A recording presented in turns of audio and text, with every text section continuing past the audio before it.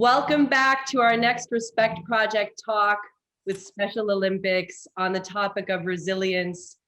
And I am so excited to be here with three Special Olympics athletes and leaders, as well as Timothy Shriver, who's the chairman of the board, but to talk about resilience through the scope of the 52 years of the Special Olympics becoming the global authorities on health and education and leadership for people with intellectual disabilities.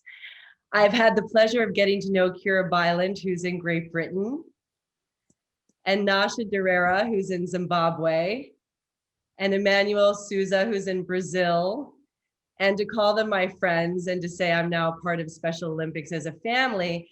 And the one thing that really impressed me in getting to know these beautiful human beings is what the world needs now is Special Olympics more than ever. And I think we're going to start with a really important question, which is to explain to everybody that's with us, but also, the world at large, what are the guiding principles of Special Olympics? You guys are a family. I'm privileged to be in this family, and I'm so inspired by each of you. But I think the world, if they had a deeper understanding of the guiding principles of this family, this organization, we could change the world. You could change the world. So Kiera, I wanted to ask you, just to start, if you could share with us the guiding principles of Special Olympics. Of course. So the Special Olympics, as we know, is very big, but these are three guiding principles that we have, is education and awareness. And for me, this is educating programs on athlete leaders and seeing what they can do and help create opportunities for them. Number two would be training. And again, this is letting our athlete leaders be trained in whatever they want to be. If that's a coach, a judge, or assistant judge, that should be up to the athletes, and Special Olympics helping them and encourage them to do so. And the third one is to create meaningful roles. All our athletes, they want to be wanted and they want to be seen as equals to everybody else without disabilities. And for that, it's organizations allowing people with intellectual disabilities that opportunity to happen and not being taken as a token gesture. And for all of these principles to happen is really important. And that helps with an organizational shift. And my example of that is in 2016, me and some Special Olympics athletes in Europe and Eurasia, we were invited to a leadership conference. We didn't know each other, we were very new, and the staff led the conference. Over to 2018, 2-year difference, we were in Montenegro, where the athletes, we designed it, we created the whole conference, and it was our conference, and we were so happy to lead it, and we were so proud. I love that. And thank you so much for sharing that, Kiera. I was thinking so much about Eunice Kennedy Shriver, who is the founder of Special Olympics. And she said this quote, which I think also goes to, belonging in every aspect of life. And for us to have a conversation about inclusion, I just want to read this quote. "The right to play on any playing field, you have earned it. The right to study in any school, you have earned it. The right to hold a job, you have earned it. And the right to be anyone's neighbor, you have earned it." And that's a lot of what you're talking about. And it makes me think so much of our conversation, Nyasha, your journey to feel like you were worthy to have a life, to have a voice, to be an athlete, to learn.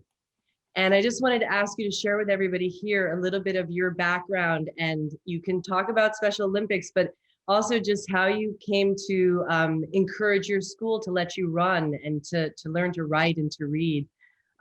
If you could share that with everybody, I think it would be very inspiring. Thank you so much. First and foremost, I'd like to thank Special Olympics for giving us a voice as athletes to advocate for inclusion for everyone around the world. I was born in Zimbabwe, I was born in a ghetto, You know, as I told you earlier, that a ghetto is a place where no one sees the best, everyone sees the worst. Even the language is a language of a victim, not a language of a victor. So, and above from all, I don't know my father. My mother passed on when I was 2 years old. So I was left with no one, only in my foster care with my step grandmother. She strived hard to raise me up, but I didn't have that much opportunity to be included at the community. I had an opportunity to go at a unified school, but I was within a separate class where we are not allowed to participate with other students, mainstream students. So we were left as outcast at a school, whereby even when we want to do sports, there was no way we can do sports. So I still remember the first time I had to challenge the mainstream school. They told me, young man, we don't want anyone from special class. You're a disgrace. You don't qualify to compete with us. And it was painful to me. Then I decided that without any coach, without anyone to instruct me, I think I need to start training start training myself. So I started training myself. Then I had to go back to the mainstream and say that I can do it. I can try to join your team.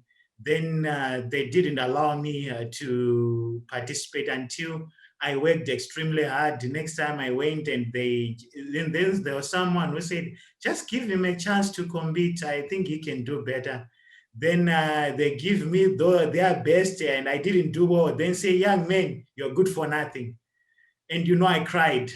I told myself, it at community level where I stay, they say that this young man is useless. So when I used to train, they used to see me training all along. They say, just talk to themselves and say, you don't know him. He's crazy. He's from special class. He's crazy. He's from special class. So, but I didn't tire up. I didn't give up on training myself to become a better athlete. Next time I went back and I said, I need to challenge you guys so that you can see I can do it as well. And they denied until somebody just advocate for me, let him run. And I surprised everyone. They then say, he's doing good, he's a good. Then they included me. And it happened then when Special Olympics was introduced at my school. That was a life-changing moment. That was a life-changing moment in that I advocated for sport to be included to the mainstream from special class. And that was it was a miracle on its own, because that's when everything changed. But I tell you, back then it was not that easy, that smooth. So I had to thank Special Olympics. I had to thank Eunice Kenneth Shriver for starting this wonderful organization that has changed people like me. If I take you back from 10 years, 12 years back, you'll cry.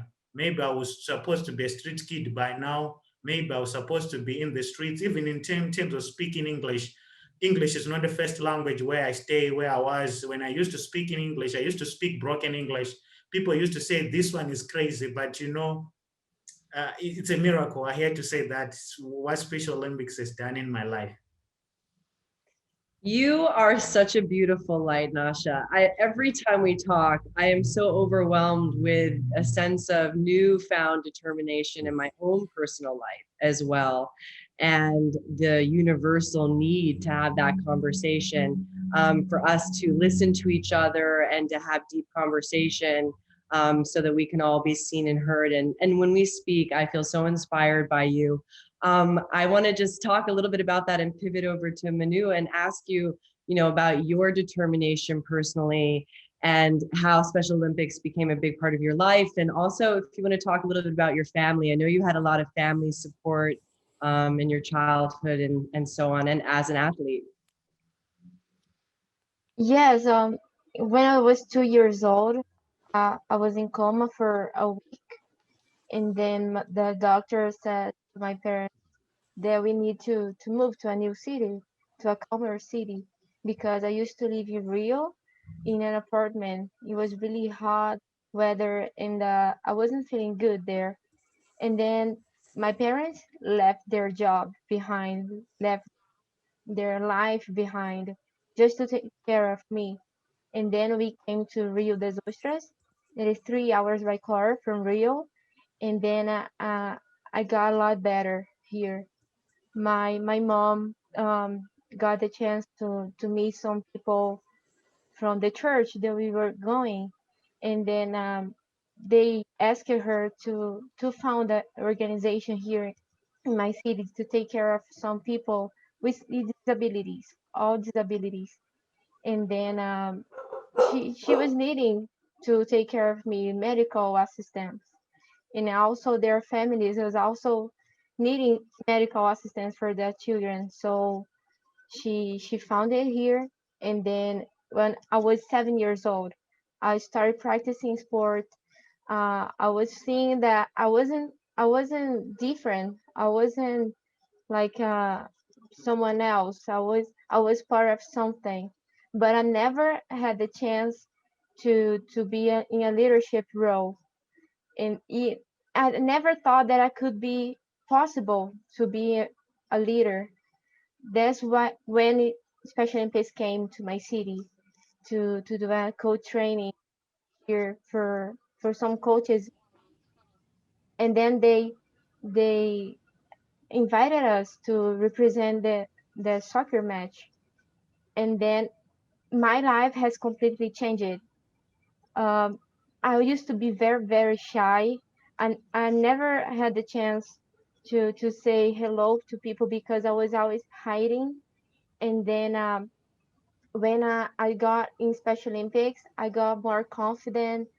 I got people motivating me, supporting me, and not only my family, but also my second family. This is Special Olympics.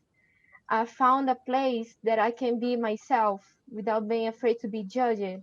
I found a place that I am respected for who I am, and I found a place that is training me to support more and more athletes. And I just I just want to show the other athletes that everybody's capable. Everybody here are we are family here. So you don't need to feel alone.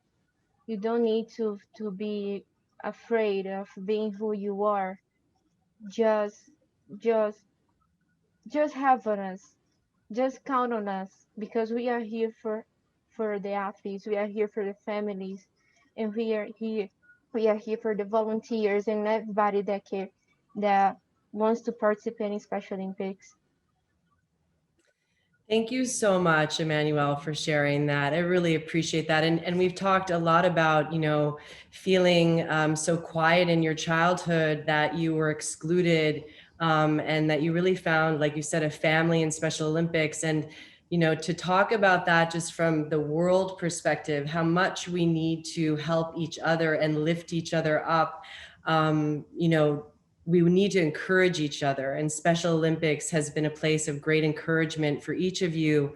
But then you reach your hand back and you encourage everybody else behind you, and you lift them and you pull them to the finish line. And Kiera, you said to me, that you've won so many gold medals, it's time for you to make room for other people. And I just want to say thank you for that. I want to say thank you to each of you for encouraging all the other athletes, because this is the encouragement the world really needs. And Tim, I just want to talk to you about, obviously this is a family. Special Olympics is a family, but it was also started by your family. And how can these guiding principles and this way of treating each other with this encouragement and this inclusion change the world? I know you and I have talked about always caring about changing the world, and you've certainly been doing that your whole life. So, just to talk back about the history of Special Olympics a little bit as well. Yeah, well, thanks, Elisabeth. And I, as I was listening, Kiera and Nyasha and Emanuelle, to you three, I was thinking to myself, I should just turn my camera off and mute and just disappear and just do what I usually do. I don't know if you could see me, but I was taking notes as you guys were talking. I just want to I don't know, for whatever it's worth, I just want to remind people that have joined us, Elisabeth, and, because of your great work, remind people how many stereotypes have been shattered in the last 15 minutes. I don't mean, replace, I mean shattered. Shattered. Yeah. Just blown out of the water. And you heard the stereotypes, they exist. They're what led, Kiera, your situation, Nyasha, your heartbreaking situation, this idea of being labeled, told you're a disgrace. Imagine just shattering that language. Imagine shattering the language of people with like, two of you at least are bilingual. Elisabeth, I don't know if you're bilingual. I'm not. But I was going to say no, but Nyasha has more intellectual skills than I do. I mean, we talk about multiple forms of intelligence, emotional intelligence. You've just seen, Rhodes Scholar, PhD level emotional intelligence, wisdom, compassion, strength, perseverance, grit, resilience. You talk about admiring resilience, and people say, well, I want to watch, some FIFA star or some NBA star. Bull. The most resilient athletes in the world are on the screen right here. I'm not saying compared to somebody else. I'm saying in the world. Yes. So these are moments in which I hope people go, whoa, I got to think differently. I have to see the world differently. Listen to what Kiera said. We went to a conference. Everybody was there to help us and told us what to do. No, no. I got to think differently. Blow up that idea. Well, it's really interesting what you're saying about shattering these concepts and just into smithereens, because I was looking at your Instagram this week, and it's World Down Syndrome Day today. That's right. And you talked about Rachel. Will you share with everybody the phenomenal accomplishments of this girl? Well, I'll go to her in a second, but let me. Can I answer your first question just for a second? Because I want to go back a little bit to how we get to this place. And Yeah. I want to make one correction, because all three of the athlete leaders here have thanked Special Olympics. And while I love the idea that the organization or the movement gets credit, it's not. The thanks goes the other way, really. This is a movement of gratitude to the athletes. You have taken the big chance. You have bucked the big wave of negativity. And there are thousands of us, millions of us, who can't do that, who are too scared, too lonely, too locked up to try again and take a chance on the world. And each of the three of you have said, no, I'm not too scared. I'm going to take another chance. I'm going to step out again.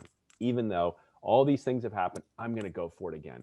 So this is a movement of enormous gratitude. I like to say that Special Olympics is seen as a movement for people with intellectual differences. And it is. But it is also a movement from them. And we've had an A+ level seminar in what people who are Special Olympics athletes can teach, not can learn, not can benefit from. You guys all said thank you. I just want to make a big thank you back. Okay, so this is the beautiful karma of giving and receiving at the same time. You maybe say that you've received, Kiera, you've received your gold medals.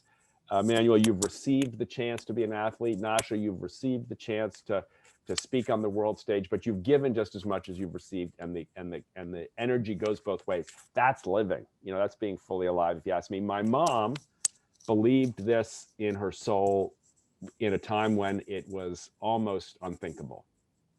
In the 60s, in the United States, institutions, these were places where people would go to live their entire life, removed from their family, removed from their homes, streets, never to ride a school bus, never to go to a movie, never to go out to a restaurant, never to have Thanksgiving dinner together, never, ever, ever, in many cases, to see your family again. They were huge in 1968. In fact, there were more people in institutions in that year than any other year in history, almost 200,000 locked up forever. And my mom said no. It's not fair, it's not just, and it's not true to the faith I have. This is my mom speaking, to my experience. All of the scientists and doctors and politicians who think that's the solution, you're all wrong. You're all wrong. And where did she get the evidence? She had no studies. She just had a heart empowered by, outraged by, supercharged by her own knowledge that there was goodness in all these folks who were locked up, that they needed to come out. So, you know, that starts in 1968 with one event. Elisabeth, as you know, in a normal year, we have over 100,000 events every single year. So Special Olympics is not like the Olympics once every 2 years. We're once every 6 minutes. Although I'm very excited to be at the World Games with you guys in Berlin in 2023. We do the big events, but we also do the events in your neighborhood. We're the Olympics next door. We're the Olympics on the big stage for sure. We've had games, World Games in Abu Dhabi recently. We've had them in China, in Japan, in Greece, all these countries, Ireland, obviously the United States, and the list goes on, Austria. These are countries that have all welcomed the big stage. And I think my mom would be, well, I know she was proud because she would go to all those games while she was alive. She never missed, really, until the very end of her life. But, you know, she would be proud of the big stage. But what she would really be proudest of is the voices and energy of the athletes. And in particular, all those parents who fight so hard every day. You know, Emanuelle, you're describing your family fighting, working, giving things up for you. What a beautiful example of love. And, you know, I think you guys can see behind me this book, The Call to Unite. I'm not here to plug it, but I would just say in this book, there are over 100 contributors who are saying in so many words that the lessons of the athletes of Special Olympics is what the world needs now. That's right. So let me shut up. I'm sorry. No. I think what you said is true. I feel my intuition to want to get involved with Special Olympics, you know, is led by the same philosophy that you have, which is the principles that we need, like you said, as human beings. We can learn from the athletes and leaders in this conversation, and I certainly have. And to talk about determination or respect or inclusion is to say the world needs you guys to lead. What you have endured, what you've been through, and what's required for you to be the excellent human beings that you are is what every man, woman, and child out there needs. And so that inspiration that you are on the world stage, locally, but also just as human beings, to create a conversation here to talk about some of those principles. Nyasha, you had talked to me a little bit about how hard you had to work on how you talk to yourself. You know, like these are principles that all human beings need, and you guys are excellent at them. And in order to be the Olympians that you are and to be the human beings you are, you have had to work on yourselves with fearlessness and determination and resilience. And I think some of those principles are also important to talk about because the Special Olympics is what the world needs now, and that kind of leadership. So if you're inspired to talk about that part of our conversation, Nyasha, I think people could truly benefit from that. Thank you so much. You know what, in life, no one applied to be born what he is or she is. So we need to accept each other as we are. You know, you for example, Elisabeth, you haven't applied to be born. You want to be you born as a female. You didn't apply for that. It just happened naturally. So we need to have that love, that tolerance, that acceptance of accepting who we are and do it at our best. And knowing in Special Olympics, we do this: be your brother's keeper and be your sister's keeper. You know, the wound of one is the wound of all. If the world has got these values and principles, I tell you, it will be a better world. So coming back to your question, can you back on your question so that Yes, just, the work that you've done to talk to yourself with love and respect. You've learned to talk to yourself with love and respect in a way that allowed you to have the determination and the resilience that you have. And Yeah, how do you do that? how do you do that? Most people wish they could do it. Like me. I like me too. thank you so much. It's not easy because you are silencing every voice of a critic. For example, no one was speaking positive. Actually, I still remember, even at school, I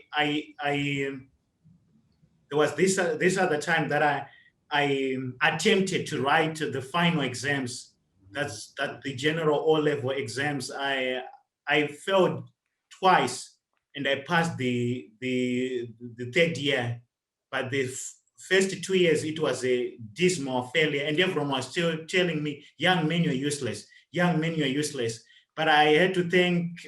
I didn't know, like, there was this voice inside me, young man, you can do it, even it's difficult, even it's hard, even what these are the times that I used to go at some secret place. I think it was a mountain where I go there, sit on my own, trying to start to speak to myself, motivating myself. Even when I used to run, I used to go to my secrets, some of the solitary places that I can tell I can do it. I can run. I can become a better person. I can become a better speaker. And it happened day by day because I used to do it consistently. And as even everything that you want to, every endeavor that you want to take in life, you have to practice it. Practice make things perfect. So it was a routine, even in terms of meditating, even in terms of speaking to myself, motivating myself. It was not a once-off thing or a one-time thing. It becomes an attitude. It becomes a behavior. It becomes a character. So, and also a few other people, few teachers, and few other people who have seen potential in me. They helped me to become who I am today. So I really thank them, and I really thank that voice that was telling me every day that you can do it. You're not different from other people. Yeah, and you are so strong. And like Tim said, I am working on those qualities inside myself. So it's, for me, I benefit so much from talking to you about how you really became strong as an athlete. Personally, I reflect on it a lot in my own personal life. Emanuelle, I wanted to talk to you about respect. You and I have talked a lot about respect. And what your thoughts are on self-respect and mutual respect between human beings. Yes, I think respect is one of the things the word is missing a lot because there are always people that want to point out and judge you, not even know you. They don't want to stop and listen to you. They just want to point out and judge. And I think respect it needs to be not only for other person but also for yourself. You need to, like Nyasha said, you need to respect yourself. You need to understand yourself to be well with yourself. And then I think we sometimes we we push a lot. Sometimes we are kind of stressed, and sometimes we don't believe in ourselves. But we need to see and to think that yes, I am capable. I have to respect myself, my ideas, my feelings, and I have to work with people around me, accepting the differences, accepting that people not always have the same time to learn as you have. So you have to respect this person time, because if you help each other, everyone you get it to the goal of inclusion, respect, love, Mm. support each other. And I think we need it. We need it. We need to show everyone that we can be a better, we can have a better place. We can be better for everyone. not only for ourselves, but also for a person that is right right next to us. We just need to listen, just need to give an opportunity for this person to express, and then we can learn from them. I agree. And it's funny because Timothy and I know each other through a friend who created an organization called the Choose Love Movement. And love is at the center of Special Olympics. And I don't mean love, I mean like love. Love is at the center of Special Olympics. And so I actually wanted to mention that. I think Scarlett is here listening to us. But I wanted.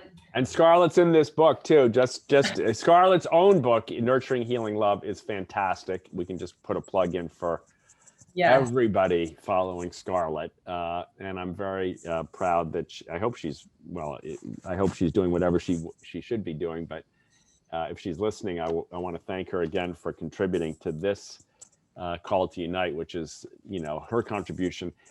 Can I just go back just for a second, Elisabeth? Because I just want to, I'm sure you get to Kiera next, but I just want to point out how powerful a couple of things Nyasha just said about silencing the voice of the critic and having a regular practice. I just wrote down, of a secret place or a solitary place. I think this is, he's just given us something that, some of the greatest spiritual leaders in all religious traditions teach us, that you have to go to that quiet place. Yes, get support from people, as Nyasha said, and Emanuelle, as you said, get support, work with people, respect people, and silence the inner critic, because you can only respect people as much as you respect yourself. And you can only love, I think, others as much as you actually love yourself. And if you've done the work, as Nyasha does, if you not just did it once, but do it over and over again, like you're saying, it's not one-time thing, right? It's like a practice. They say like doctors practice medicine or lawyers practice law. In Special Olympics, we practice resilience and self-compassion and respect through these kinds of strategies Nyasha's teaching us. Anyway, I just think it's so beautiful. And I invite everybody listening or watching to write those words down: silencing the voice of the critic, which is your voice. It's your voice. Who's the critic? Well, and I've got to tell you guys, personally, on a personal note, the RESPECT Project has become my quiet place. These beautiful talks, no matter what the topic, they are so sacred to me, and they've become my spiritual guiding light. In fact, I have to say that Tim and I are going to be doing a talk April 18th about the Unite movement and continuing these topics, these conversations on respect. But this quote that your mom said, Tim, let me win, but if I cannot win, let me be brave in the attempt. And what you're talking about is how we have to keep always attempting to. I'm on location shooting a movie, so I'm gonna have to. If you want to go on mute for a second, you want us to talk for a sec? Yeah, okay. So maybe I get to throw it over to Kiera if I could. I don't know, Kiera, if you're ready for this question, but I'd love to hear you comment on this. What I hear is like a little bit of a balancing act. Nyasha saying to silence the inner critic, and Emanuelle reminding us about trusting others. And I wonder if you could share with us how you balance the need to be positive within and the need to be trusting with others. Does that resonate with you at all, that challenge? It does. It is really difficult to be able to do both, because when I was younger, I was in quite a dark place with being bullied at school. It wasn't a great experience. And because I wasn't very academic, my whole world I thought was the end of, because I was told you need to get your grades, and if you don't, that's that. But through the Special Olympics and the friendships and the skills as well, it's not just about the medals and the trophies and the tangible things, it's the intangible lessons that you get of growth, of learning how to socialize, how to be a mentor, how to be your best friend, and how to help others. And for me, I've learned that through the experiences of being here today, working with Nyasha beforehand in other projects, with Manu as well, in different times. And I said to Lizzie as well, when I'm with new people, I learn different skills. And if you get it wrong, don't worry, we all make mistakes. It's a learning process. And sometimes quite a lot of people worry that, how do I interact with people with ID? What do I do? What should I say? But the first thing I'd say to somebody is just say hi. Try and get to know somebody first. Ask those simple questions to get more knowledge. And for me, for my balancing, I have my work that I do. But my downtime, that time that helps me just go, okay, is my diamond art and working with fellow athlete leaders and spending time with my athlete friends and my family. Thank you, Tim, for asking that question. I think the alarm has stopped going off here.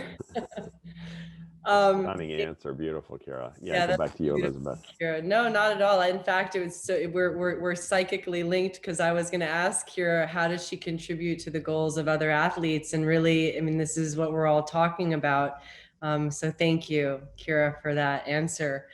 I know somebody specifically wants to ask you, Tim, are there any specific initiatives being considered globally to encourage a greater level of participation in Special Olympics by persons with ID, especially in light of any decrease in athlete numbers due to COVID-19? Does that question make sense? Yeah, a couple of things. I mean, we've in recent years, thanks to the generosity of the Crown Prince of Abu Dhabi, we've opened and expanded into 20 new countries. So these are some of the world's poorest countries where we've had trouble in the past. Many of them have been struggling with violence or even war, but we've started there. So adding and bringing the message to places that have experienced great adversity is a new challenge. Well, it's not a new challenge. We're just growing in that challenge. I'd say that's number one. Number two, a big way for us to grow is to get Special Olympics programs into schools. Many of us, for instance, in the United States, you grow up and sports is at school.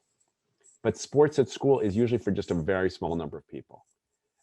There's one basketball team, and maybe it has 10, 15 people, or maybe there's two basketball teams, 20, in a school of 1,000. We want there to be not just a varsity team in every school for boys or for girls, but also a Special Olympics unified team in every school, in every sports club in the world. These are the institutions already responsible for providing sports opportunities, but they often don't for our folks. So we want to grow what we call unified champion schools. Elisabeth, it's a really interesting idea, which is that sports actually teaches in schools the simple lessons of an inclusive mindset. We think that's really important because we think that's the thing the world needs more than anything, is an inclusive mindset. What Kiera just said, the intangibles, we need to teach the intangibles. Listen to how to be a best friend, how to be a mentor, how to listen. Where's that taught today? It's not in 6th grade science. It's not in 3rd grade reading. It's not in 9th grade history, but it is in Special Olympics. So we want to expand in those ways and use a lot more digital tools to respond to the pandemic. Sorry, I'll stop going on. No, I mean, this is it, guys. This is the Respect Talk. It's all about this. And Kiera, I was going to actually ask you, because you actually teach children with intellectual disabilities, but also children without intellectual disabilities. And I was going to ask you, which I think is very much what Tim is saying, what you were just beginning to talk about, what would you teach any child? Because the way Special Olympics is going to expand is the way the world should expand. And you're doing it every day by teaching children also without intellectual disabilities how to live by these principles. So, what would you want to impart on any child? I would say that the lessons that we spoke about is it starts within. You can only start to be positive when you accept yourself and you like yourself. That's how I started. And I also say that if you have a dream, you can achieve it, and you shouldn't let anybody stop you. You shouldn't let people put barriers in your way. You should shatter them, as Tim said before, and don't back down. and just try and stay happy. But if you're not happy, talk to each other, talk to your friends, the friends who don't have ID. If you see somebody who's struggling in the playground or at work or at colleges or universities, go over, see how they're doing, try and make a friend and help them out as well. It's a two-way process for me. I always say learning is a two-way process. We can't expect the person with a disability to do all the work, but we can't expect the person without to do all the work. It's partnership, and it should become equal and have that diversity and equality, which will help bring in the inclusion and make our world more an inclusive world for everybody. Mm. Yes, that's beautiful. Actually, Andrew Bard, who's here, wanted to ask each of you, your path to becoming the leaders you are today is truly inspiring. He said, was there a specific piece of advice someone told you during your journey that you've kept with you and passed along to others who may be struggling? Nyasha or Emanuelle, do you want to answer that? And Kiera also. Emanuelle, you want to answer that? Yeah, sure. Once a person said to me is to believe in myself. No matter what people say, just believe in yourself. Don't let others' opinions, negative opinions, to impact on you. If you believe in yourself, you can go far and you can reach your goals. So that's what I was trying to talk to the athletes. Just believe in yourself. Don't care about the negative thoughts. And if you believe in yourself, no one can stop you. Nyasha, what is one thing someone said to you that you carried with you that you always turn to? Thank you so much. I still remember there was this at the time I was trying to speak in English. So there was this teacher who was he was best in teaching literature at the mainstream, but I was in special class. So he met me and said, "Young man, you're a great person. You need to develop yourself." He told me about this man called John Wesley. He said there was this man who was called John Wesley. He started his own church, and he was telling me it was something like Monty. So I didn't get the sense. I didn't know about who was John Wesley by that time, and I thought myself that he said to me, "Young man, you've got the great potential." And he is telling me I get great potential after all the humiliation that I'm suffering at school, after I failed all the grades with an audit, and he's telling me, "Young man, you've got potential." Then from that moment, yeah, I knew that there was something that is within me that I need to harness, that I need to nurture. And I've used that in my motivation, speech, because I normally go into high schools on voluntary basis, training them, motivating them, even going an extra mile. I go into all high schools in my community and beyond my communities as well, teaching young kids to how to love one another, how to foster inclusion. So it has really helped me a lot. Thank you. Yes, thank you so much for saying that. Well, he would be very proud of you knowing that you are now on the board of Special Olympics, right? I just heard that. You were nominated by all the other athletic leaders. That's amazing. Thank you. You are excellent in every way. Tim, I have a question because I respect you so much, and just I'm curious, if you could teach the world and people one lesson, what would it be? I think not to be afraid of the judgment of others, Mm. not to be afraid. I think we spend so much time afraid. And one of the authors I've read recently says, you know, the opposite of love is not hate, it's fear. And the more fear you have, the more love you need. And the more fear you feel, the more love you need to give. And I feel like so much of who we are when we are free, I've learned from the athletes of Special Olympics, there's a freedom to not let the judgment of others define you. When you see our athletes, running 100 meters in 40 seconds and putting, your arms up in the air as a victor, and the world looks on that and says, you should, aren't you embarrassed that you can't run as fast as some other people? Or aren't you embarrassed that you're not as fast as the people that ran earlier? Aren't you embarrassed that you're slow compared to me? No, not embarrassed. That's my best. That's what I do. I run it in 40 seconds and it's gorgeous, world. Get used to it. And every one of these athletes today has reminded me not to be afraid. And it's a tough lesson, Elisabeth. A lot of, you're in the entertainment business. People tell you all day long to be afraid of aging, to be afraid of not getting a part, to be afraid of being in a movie that's not a hit, to be afraid of being cast in a secondary role, all that, right? It's all fear. You should be afraid. Otherwise you're going to lose this, you're going to lose that. And all these athletes, every one of them has just said one thing over and over to me, to my heart: don't be afraid. Don't be afraid. And maybe they learned it from someone else. Maybe they learned it, from a deep place deep within themselves. But every time I go to, it's why I love, people say, well, you've been to so many Special Olympics events, you've probably been to 10,000. I said, yeah, 10,000, but I can't wait for 10,001. Because it's just another, it's like Nyasha said earlier, it's a practice. You don't learn to silence the critic, you practice. Yes. So I go to these events just looking for cues, for clues, for support. Right. Less afraid. To have your cup be filled up and runneth over. There you go. Absolutely. No, I agree. And one of the many reasons I created the Respect Project, and Tim, I talked to you about it when it was just a new baby, a new beginning, was to say we need each other.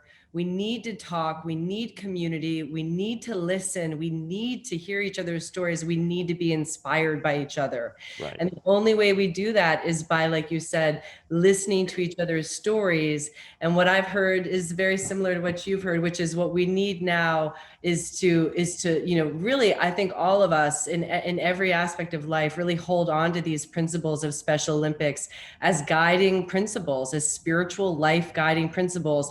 And, your mom said something at one point I was reading about it. She said something like, do your best, do it properly, and then move on like a victor, Yeah. just this. Yeah. And Kiera said it earlier, it doesn't mean skill isn't important. Remember, Kiera, you were talking about skills, both on the playing field and off. Skills, we need to learn skills. But the first skill, I think, is to, and by the way, I didn't come up with this. I think it's the expression that's the most common expression in the Bible. Now, I know not everybody believes that, uses the West, the Jewish or the Christian Bible, but still, it's interesting to know the expression that comes up the most is "don't be afraid." Don't be afraid. That's all over it. It's all over it. And you're right. We need compassion. We need respect. We need love. But the first thing we got to do is not be afraid to show it. Because sometimes people make fun of you when Right. you believe in others. And, oh, you believe in them. You talk to them. You're working with them. You're trusting those people. Yeah. There's a lot of that. And what I hear Emanuelle saying is, yeah, I do. I'm taking a chance on them. Yeah, they may look to you like they're not good for this or not good for that, or they have a bad opinion about something. Maybe they do have a bad opinion about something. But maybe I'm going to take a chance on them anyway. Well, and like you said, I mean, the judgment of people with intellectual disabilities is so unfortunate, because if you would sit there and you would listen, I have more wisdom. I've learned more. I've acquired more wisdom and shared in more, like you said, shared experience, shared outlook, skills I'm working on as a person through my friendship with Kiera, Emanuelle, and Nyasha, that I think to myself, like, if not you, then who? I say that to myself every day. you know, when I'm afraid, like Tim said, and I'm afraid to try a new challenge, or I'm afraid to, you know, be strong or meet the challenges that life presents. So, you know, again, you know, having a conversation with you guys, again, I really think these are guiding human principles. And you guys are beautiful human beings that are there leading the world stage, not the Special Olympics stage. Exactly. That's Yeah. right. Yeah. So Everybody's tuning into the morning shows and the nightly news and the MS this and the Fox that and the New York Times or the London Times, whatever. You can't get it there. It's not coming from there. It's coming right here. It's coming right. from Nyasha and Kiera and Emanuelle. I mean, and I know they would say they're brothers and sisters around the world in this movement. They just got it. I mean, they just, you guys, you got it. I mean, I don't know what else to say. Just keep sharing it, you know, keep sharing. And a lot of the people I'm looking at the chat, I see my friend Ronald Weintraub who's on, which is wonderful. And people from our team, you know, believe it or not, Elisabeth, you know, you see people on who work for Special Olympics who are joining this because they want this, right? Not because it's their job. See Jim Barbie, who leads our finance team right now. I mean, he's watching this from home on a Sunday afternoon because he needs. I'm guessing. I want to speak for Jim, but he needs a shot. You know, he needs a dose. He needs a little. He needs a daily dose. He said, "You're right. You're right, Tim." Well, to be quite honest, I needed this talk. I needed to be welcomed into the Special Olympics family. And my heart, through our friend Scarlett Lewis, led me to you, Tim, and to be included. And I really want to thank each of you guys. I mean, I really do think that you are a shining light for the world. Your mom said this. She said, your presence sends a message to every village, every city, every nation. And the message is a message of hope. And that's what you're talking about when it comes to being fearless. And so I just want to thank you guys. If you guys who are with us have any questions, we'll, you know, hang in there. But I just want to thank Nyasha. It's very late where you are. It's I think now 9 p.m. and Emanuelle, it's late in Brazil. And so I just want to thank you guys. It's food for life, somebody here said, and the joy of life to be together, a burst of joy and oxygen on this Sunday evening in London. Thank you to all of you. Thank you for this inspirational discussion and inspired leadership, hope, and light. So I love you guys. Thank you for your time, your heart, your energy, your leadership for yourselves and for others. Should we drop the mic? Thank you, guys. Okay, thanks you guys. Thank you so much. Such a great discussion, Nancy said, and so important. And for those of you who are with us, the next Respect Project talk, if you didn't catch the hints, is going to be on the movement of Unite with Timothy Shriver. Yes, April 18th. It's just trying to teach the world the Special Olympics message, and with more outlets. That's all. I cannot wait. So thank you guys for coming. Thank you, Jason. Thank you, Emily. Thank you, Special Olympics family, and Kiera, Emanuelle, Nyasha. I love you. Thank you for your beautiful hearts. Thank you so much.